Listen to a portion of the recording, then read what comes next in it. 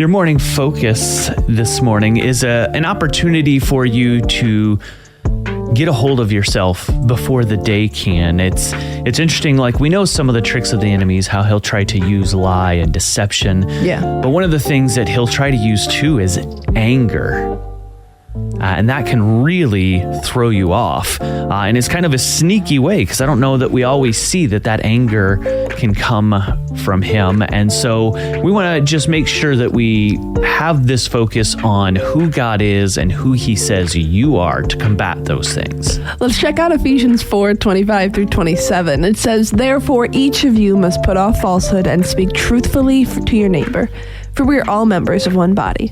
In your anger, do not sin. Do not let the sun go down while you're still angry, and do not give the devil a foothold." Okay, maybe you've heard this phrasing before, right? Don't let the sun go down on your anger. Yeah. Okay, I think a lot of people take this verbatim as like, okay, well, if I'm mad about something, I'm not sleeping until it's resolved. I'd like to make the argument that maybe this verse isn't taking it that literally. Yeah, I would agree with that. Now, is it great if you can resolve conflicts before you go to bed? Oh, for sure. Yes, absolutely. But there is a point in time, I know I've experienced it in my own marriage, where you're literally making things worse, because now not only are you angry, but you're tired. Yeah, and you're just not functioning. And you're not communicating. And so I do think it is okay to say, look, honey, I love you. We're not agreeing. Things are getting worse. Let's go to sleep. Let's, kind of get that rest. But let's agree to come back together and resolve this, because I think the real issue here is not to let that anger take root.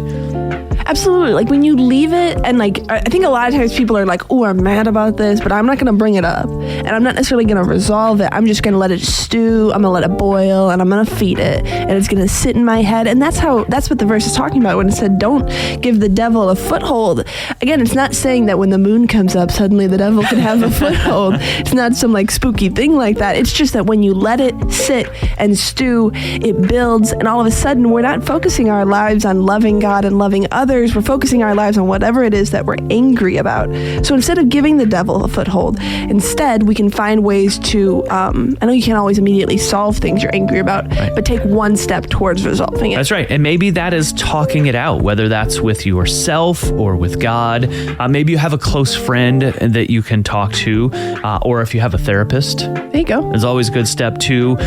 Or sometimes the Bible says go to the person, right? The person you're mad with, but don't let that anger get a foothold in your life. Messages pointing you to our awesome God. WCIC.